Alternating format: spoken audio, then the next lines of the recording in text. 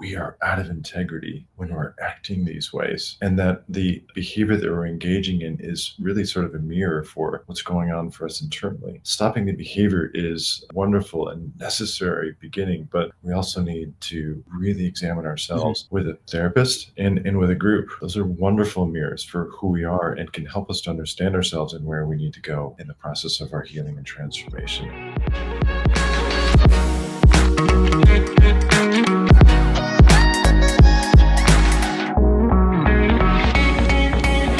Hello, everybody. I am here with Jeremy Mast. Jeremy, I'm stoked for this conversation. And it was awesome to see you in person at the ITAP Symposium. Because, virtual is cool, but always nice to know. And you weren't 5'1", you were 6 foot a billion. So that was also a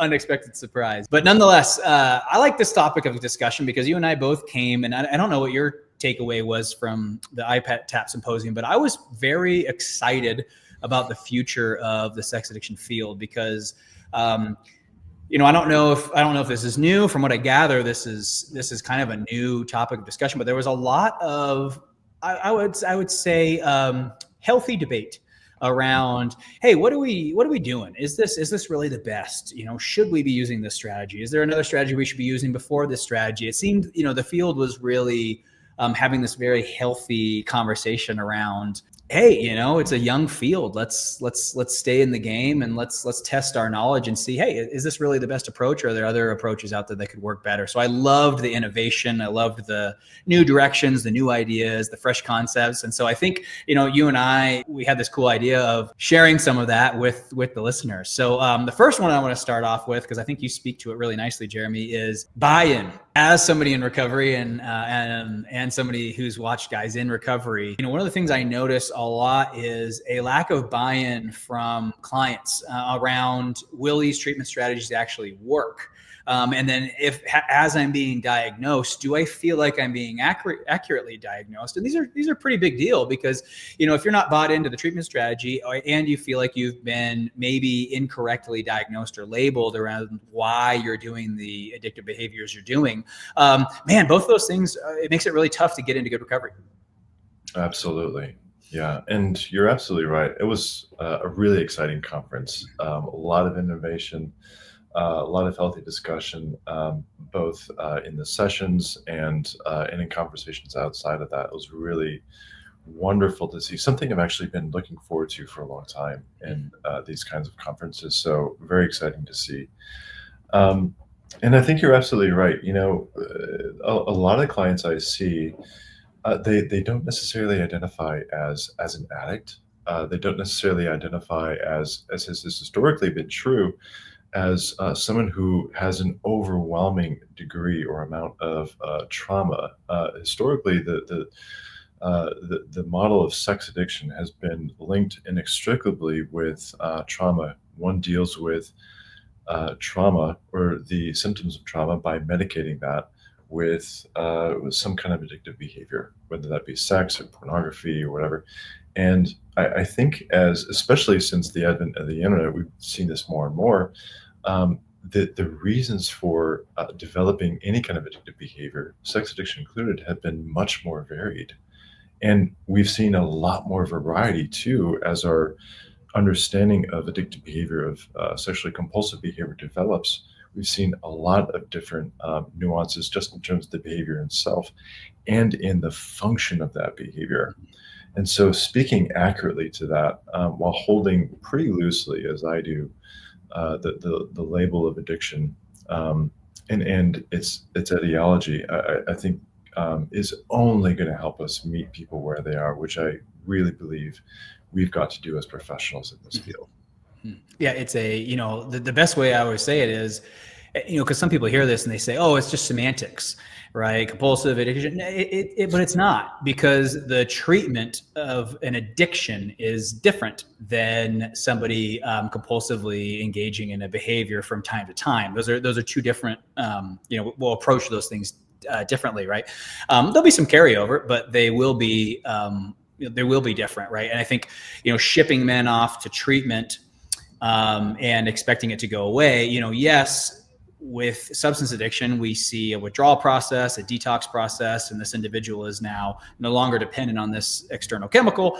And that's great because, yes, technically getting out, they could go back and using it again, but it certainly helps going through the detox process and now being faced, okay, do I want to go back into my substance addiction or do I want to live my life differently? Well, with sex, it's a different story because, keep in mind, you don't need heroin to survive. You don't need cocaine to survive. So in theory, or alcohol to survive. So when you get out of those treatment centers, it is actually an unnecessary behavior that you would be returning to.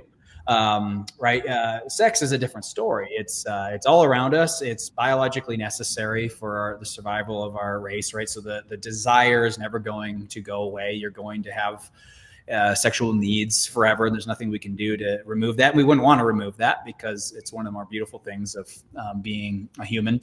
But that's kind of some of the interesting nuances of this problem is if we look at it too much like an addiction, I think the things that come to mind are substance addiction. So I think to me, I found it actually an unhelpful title because there is this our brain immediately goes to substance addiction. We think, oh, great, I'm going to get my husband to go over here. He's going to spend $60,000. He's going to come out. He's going to be cured, and we'll be happily ever after. And when we're talking about process addiction, it's a bit different than that because there could be a wide variety of reasons as to why somebody has latched onto this. So before we move off of that topic, I want you to kind of speak to some of these because you mentioned this. We're starting to see, it's not necessarily maladaptive kind of behavior in response to trauma or dysregulated emotions. We're seeing it in a lot of variety of other ways. Can you rattle off some of those different ways that we've seen? I know it's broad and big, but can you give people an idea of what we're talking about? Yeah, that's a great question. Typically in younger clients who grew up with the internet, I make a differentiation between compulsive or addictive behavior that's driven by trauma and addictive behavior that is behaviorally conditioned. We've all heard of Pavlov's dogs, okay? And I don't want to go back to grad school to, give everyone a refresher on what that means. But basically, the more that we are exposed to a pleasurable behavior that we associate in some way with our survival, the more that we are going to engage in that behavior, especially as we repeat that engagement over time. We learn that that is essential for our well-being somehow. Mm-hmm. So with regard to some kind of sexually compulsive behavior, with repeated exposure to pornography, for example, we learn that that's pleasurable, but to some degree, we also learn that that can help us to regulate our feelings, even if those feelings aren't necessarily caused by some traumatic event. Okay. Mm-hmm. So I think about addiction both as driven by trauma, which can be relational. It can be the result of more significant traumatic events, but also repeated exposure or learned behavior over time. And so with younger clients, typically we're going to see more of behaviorally reinforced and conditioned compulsive behavior, which is good news because when you actually take steps to mitigate that behavior, it means that it's probably going to be easier to stop because you're not using that behavior to medicate trauma that's underneath that, right? That's not driven by unresolved trauma.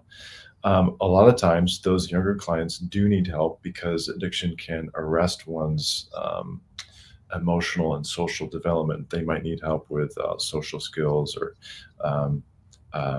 learning skills that are involved in relational intimacy, even some other basic professional skills. Okay, but all of those can be provided in the right context. So they might be using pornography as a way of exploring sexuality that they might not feel as a teenager safe enough or free enough to explore in other ways, and that just got out of hand. There can also be, and I see this a lot in my practice, there are a lot of guys who grew up with deep-seated fears of abandonment who grew up to be nice guys who seek after the approval of women, and they find that whether in the fantasy of pornography, the fantasy of receiving a woman's attention, even if it's projectively so on a screen, or they seek that externally in some other way by um, flirtation or sexualization of everyday interactions. I see that quite a lot, and often it's a mix of the 2. Yeah, the one that's probably the most common I've seen is, the way I always see it is, it's, especially with my clients being entrepreneurs, high performers, lawyers, doctors, surgeons, just kind of business sales professionals. It's a lot of what they do, both non-sexually and non-sexually. A lot of what they do, where they place their attention and value, is on things that validate a story about themselves that they like, right? Yeah. So while yes, sometimes it's sexual and there's some flirtation, affairs, whatever it is, sometimes it's sexual, but the objective is similar to what they're doing with all the other areas of their life, which is what neighborhood do I need to live in? What car do I need to drive? How much money do I need to make? A lot of what they're placing their attention on is, what does the guy I want to become, the person I want to feel like and be seen as, what does that guy do? And a lot of it's not sexual, but some of it is. Unfortunately, women have been roped into, enhancing one's status or self-worth, right? Your ability to be able to get women to sleep with you has evolved to have value. And that's nothing new. I mean, when you watch Ferris Bueller,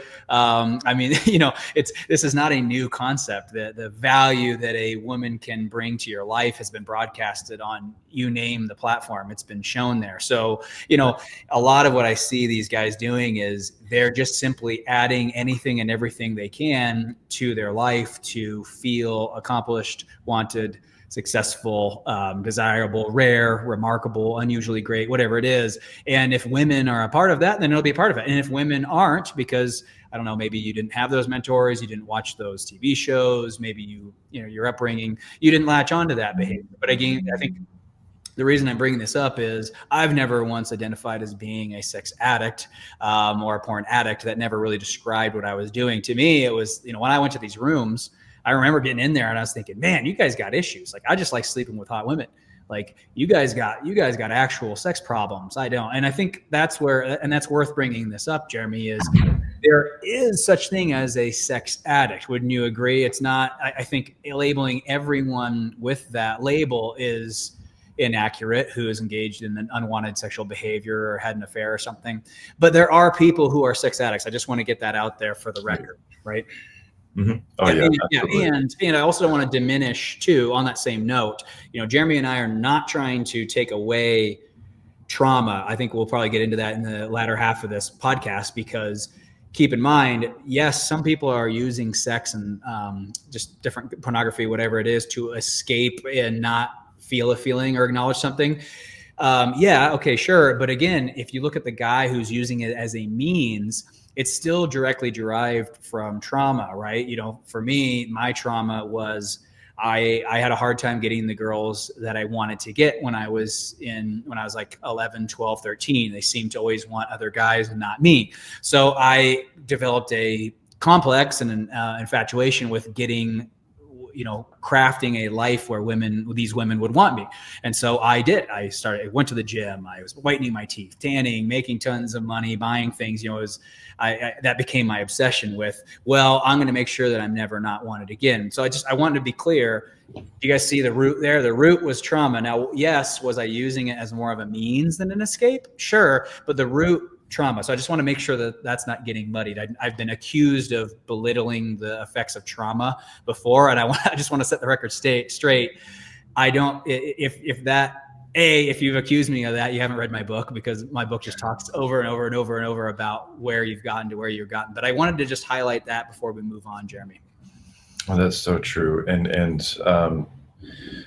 trauma can take many different forms, right? When we talk about trauma, first of all, I'm 100% agreement with you that I don't want to do anything to diminish the role of trauma.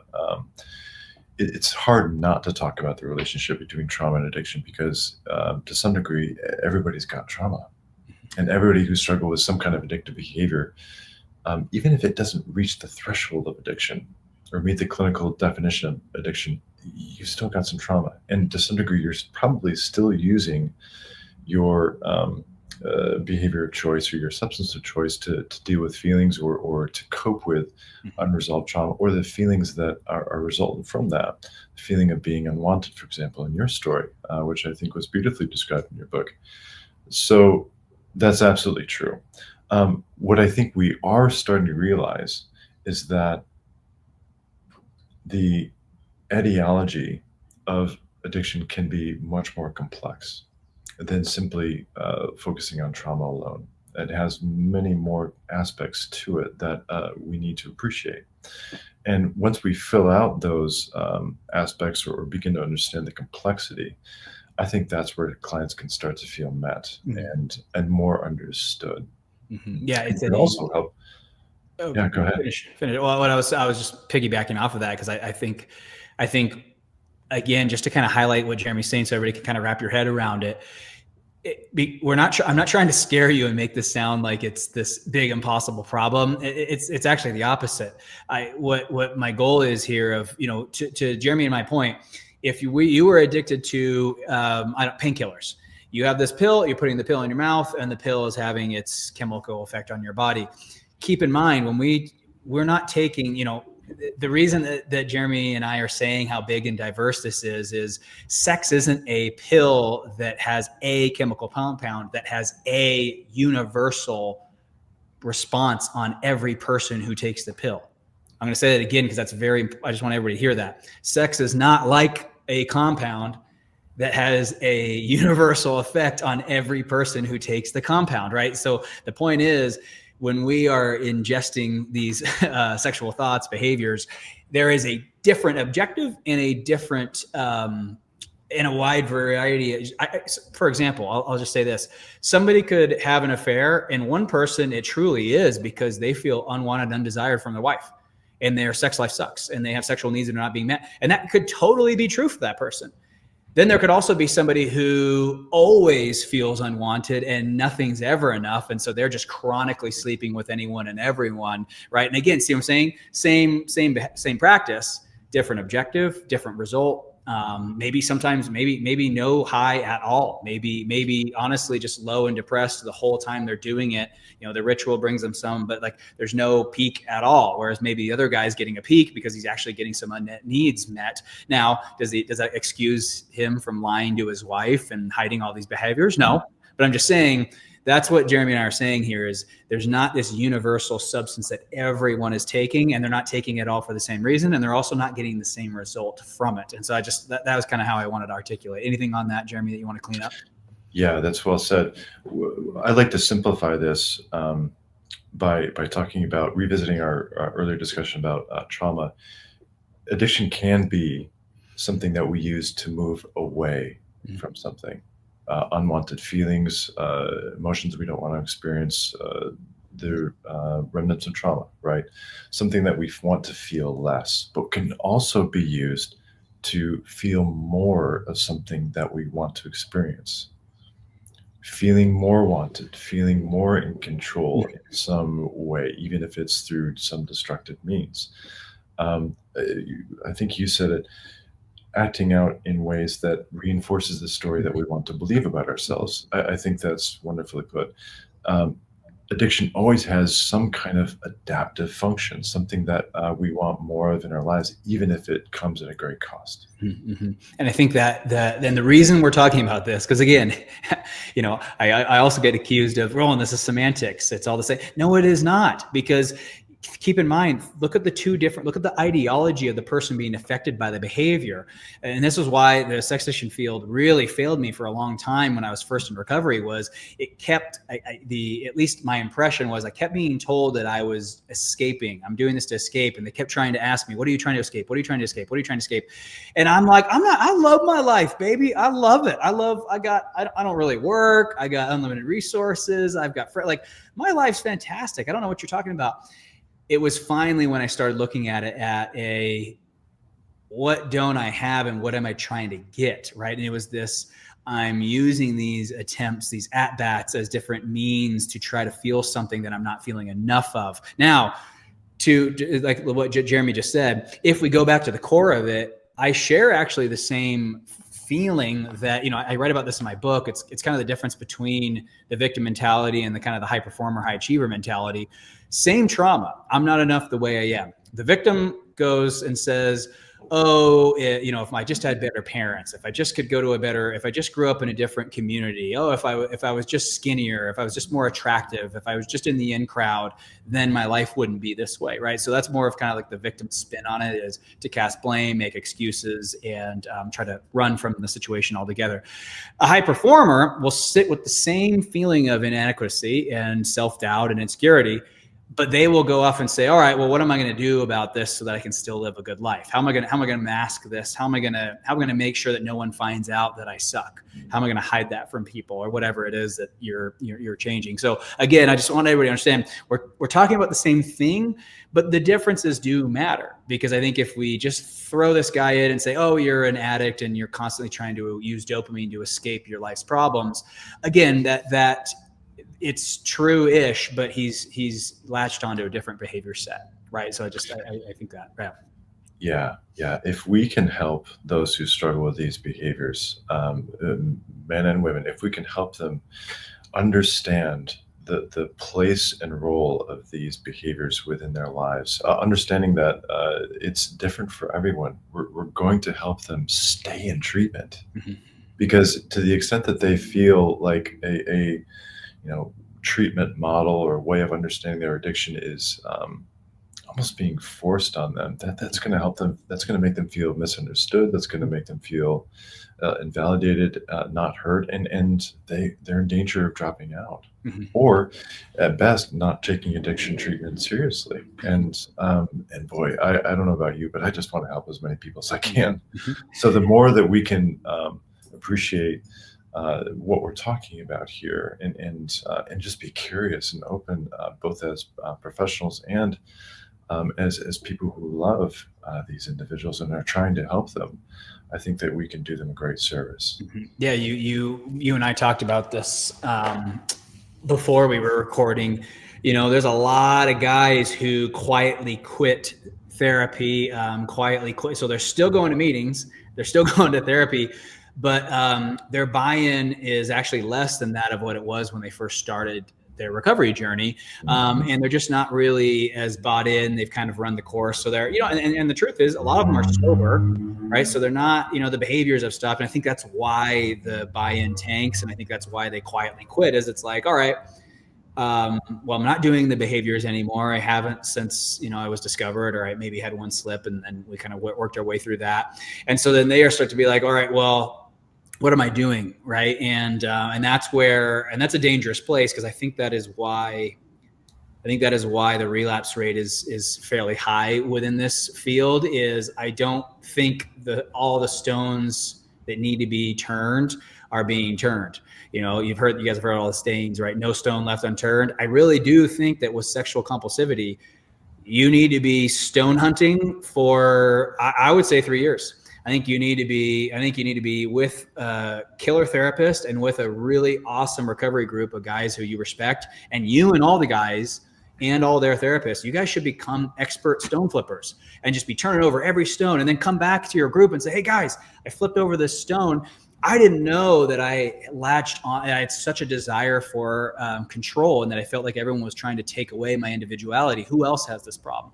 Not everybody will raise their hand, but maybe another one or two guys in your group will be like, oh yeah, I totally resonate with that. And then you guys start sharing therapy stories. But it's, to me, when we're looking at process addiction, and we're looking at something as big and diverse as this, I think looking at an addiction of, oh, I have not engaged in it, so now I am no longer dependent on these practices, and I think that's dangerous, because I don't necessarily think that is the driver of all of the behavior. And I think that our recovery little bubble can sometimes give us a false perception of how recovered we actually are, because, you know, it's pretty easy to be recovered when your wife's spying on you constantly and you're feeling horrible about what you did. But, you know, after 3 years go by, you're going to feel less shame and guilt. It's, you know, it's just natural. And, you know, some of your wife's policing might kind of scale down. And I think that's when we see a lot of guys, you know, unless you were flipping over all those stones, if you just flipped over 2 of them, like, oh, porn and affairs, and then sex workers, and you flipped over those 3, and those are the only ones you flipped over. What about all the other ones? What about your thirst for being recognized and appreciated? What about, you know, there's a lot of other threats that I think are not being addressed. And so they sit there doing the threatening that they've always done, and it places you at risk when or if a time where that shows up. You know, here's before I let you go, Jeremy, here's the thing I always say is, it's all fun and games until you guys are in the situation that you don't think is ever going to happen. I've had that situation where you are aggressively pursued by somebody who meets the arousal template in a situation where you could get away with it. And the only thing stopping you is you stopping yourself. What's going to happen? And I would venture to say, you know, a lot of guys say, oh, I would never. I don't know, man. She meets your arousal template and she comes on to you in the perfect way that you have always wanted somebody to come on to you. Are you healthy enough to decline? And again, I think it's easy to say on paper, oh, yeah, I wouldn't do that. I don't know, man. I've been to a lot of rooms and a lot of meetings. There's not a lot of men who pass on that opportunity. They all regret it and wish they passed. But in the moment, they didn't pass. They took advantage of it. And, you know, unfortunately, it was when they came to, it was a little too late. So, you know, as we go down this, let's talk about quietly quitting therapy and the length of this. Because I do, Jeremy, I think a lot of guys, it breaks my heart to see them kind of pull out of therapy and say, oh, I'm recovered, with an ED ending. And I think it's always scares me because I will never put an ED after my recovery. Absolutely. Boy, you're right. We as therapists, we need to help them turn over these stones, as you said, to be curious about their vulnerabilities, to do that inner work of not just changing the behavior, but changing themselves. Mm-hmm. Understanding what those stones are, where they are, their vulnerabilities, so that they can ultimately become the kind of man that they want to be. You know, Minwala, if you're familiar with this, Yeah, I did his Omar training. Minwala, yeah, okay. He talks a lot about integrity abuse, and I'm not, I don't agree with every aspect of his model, but he did get a lot of things right in terms of how we are out of integrity when we're acting these ways, and that the behavior that we're engaging in is really sort of a mirror for what's going on for us internally. Stopping the behavior is a wonderful and necessary beginning, but we also need to really examine ourselves with a therapist and with a group. Those are wonderful mirrors for who we are and can help us to understand ourselves and where we need to go in the process of our healing and transformation. You know, a lot of guys I talk to, they're maybe a year and a half, a year, maybe 2 years in recovery. They've gone through the workbooks, they've gone through the workshops, the intensives even, and they feel okay in their recovery, but they often wonder, well, what now? I've talked about my trauma. I've done some EMDR, right? And if you don't know, EMDR stands for eye movement desensitization and reprocessing. It's a form of treatment for trauma, right? Maybe they've done some other forms of trauma work, but they ask themselves, well, where can my recovery go now? Mm-hmm. So they are hungry for a place to go, but I think that we as sex addiction therapists, we're still sort of thinking about what that can look like. Some of the CSAT materials can offer some guidance there. A lot of that's still married to this 12-step model, but I'm really passionate about helping men to develop healthy masculinity and understanding what that looks like on a deeper level. so that they can affect that inner transformation that I think we all want in our recovery forward. Well, and let's end the podcast with that, because I think that is, and you and I see eye to eye on that. I call it intentional living.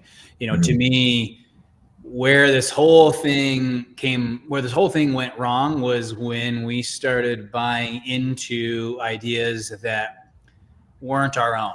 I always say, I've never met a guy who intentionally lives his life driven by, truth and the legacy he wants to live, and the kind of honoring the life force inside of him. I've never met one who bangs hookers. I just, to me, intentional living, it's just, these guys don't cheat. They don't lie. They don't bend the truth when it's convenient. To me, and again, this is where I get a lot of pushback from some of the people in the field is, to me, I think we zoomed in a little too far on the behaviors. I don't think it's really rocket science, honestly. I don't think this is really that hard to figure out. Like, everyone's always so shocked by the behaviors. I'm like, why? Sex is a peak, novel experience. Our culture continues everywhere you turn to place value on sex appeal, how many people want you.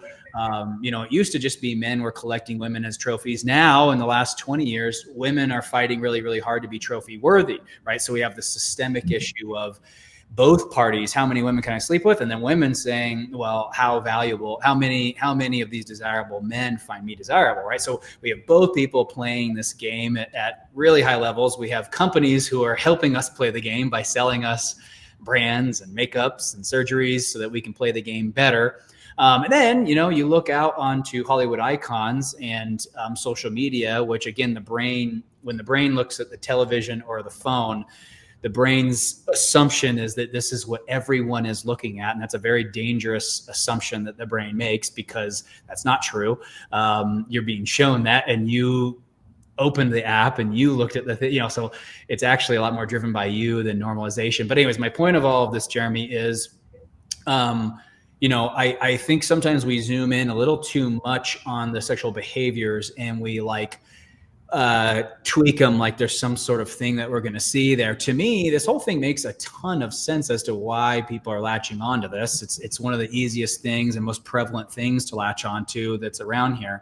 But kind of to your point, as you're talking about kind of where you have found anchoring these men in something bigger, that to me is where we go. So I think we do the sobriety thing because it matters. There's a lot of basic things that you need to educate yourself about with this, and all that stuff's extremely important. That's why I tell people, even if you have another CSAT, even if you have another therapist who's not a CSAT, it never hurts to go ask your other therapist, hey, do you mind if I see a CSAT in addition to our therapy, and you guys kind of work together just to get a little bit of that custom catered stuff in the beginning. But to your point, okay, here we are, we round that year and a half, and we really need to shift gears. I think every guy listening to this knows, you hit that year and a half mark, and it's like, all right, I can only talk about sex and porn so long. It's time to kind of move on. And that's where I call it intentional living. You kind of really call it stepping into, more of a aligned or, getting right with some of the stuff going. Now, let's talk about that. I'd love to hear your definition. So what is, when they're at that 1.5 year mark or 2 year mark, whenever it is that they start to feel like they're entering, hey, I'm ready to graduate from talking incessantly about sex and porn. What is that sixth gear for you? And then I'll kind of share what my definition of it is too. Oh yeah, I want to hear what you have to say first. I'll say first. Yeah, I'll go first. And I write this for those of you who haven't listened. My book is now on Audible too. So for those of you who don't want to have a sex fiction book laying around in your house, which I understand, it is now on Audible for those of you who want to listen to it. So I talk about this in the very, very last chapter, and I call it intentional living. I don't like the word recovery or addiction because I think it just muddies something that doesn't need to be muddied. I don't think we need to pathologize this. I really don't. I think it makes tons of sense. You want to sleep with hot chicks.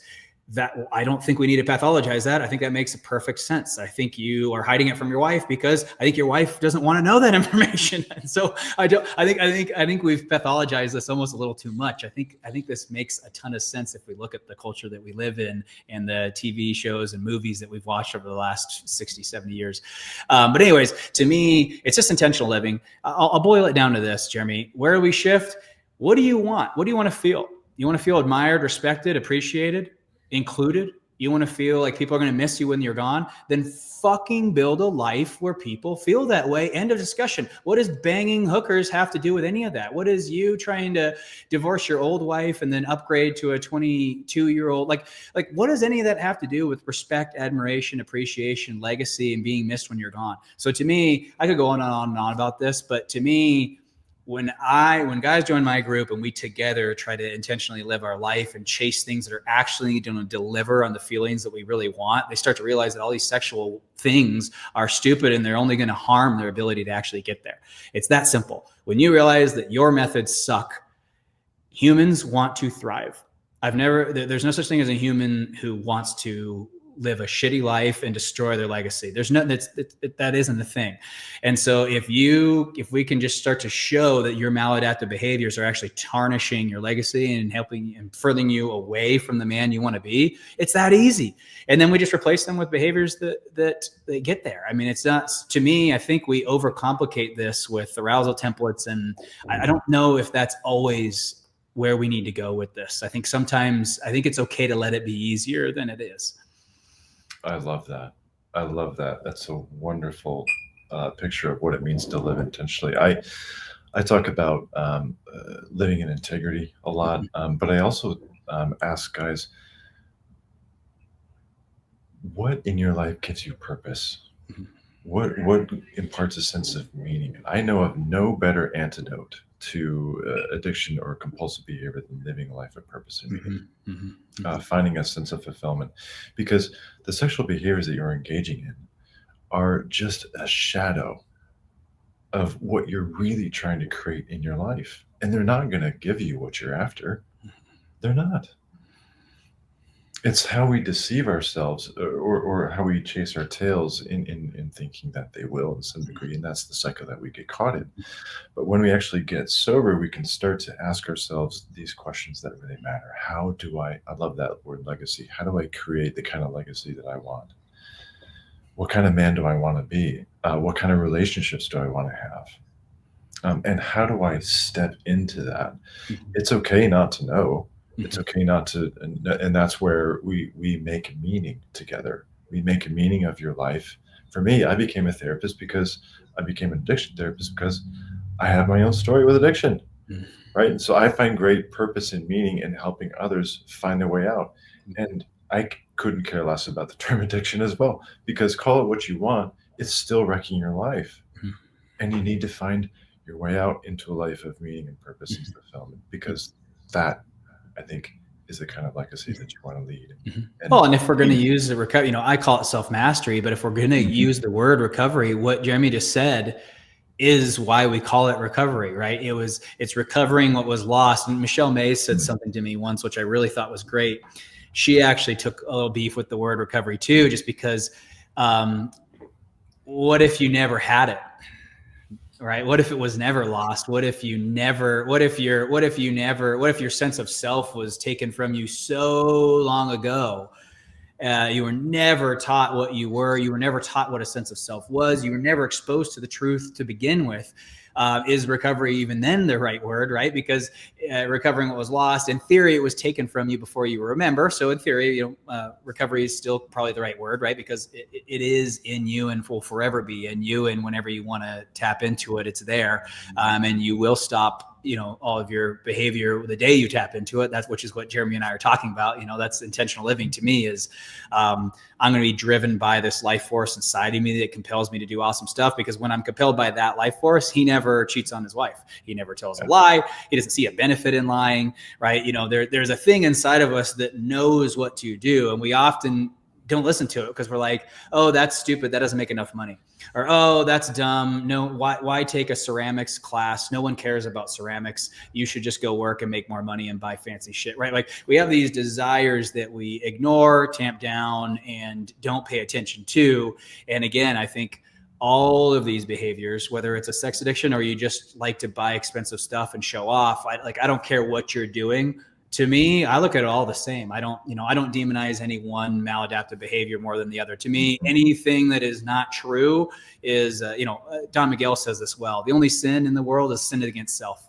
And I love that Don Miguel says that, because it's so true. Like, you know, you shouldn't really be that worried about all the stuff that you're doing. But when you know better and there's something inside of you that's telling you to be more, do more, be more honest, and you go against it, okay, that's a sin. But outside of that, you know, he's like, stop zooming in and shaming stuff. Like, you need to tap into you, because all the other stuff, it's not a sin. You weren't yourself in the beginning.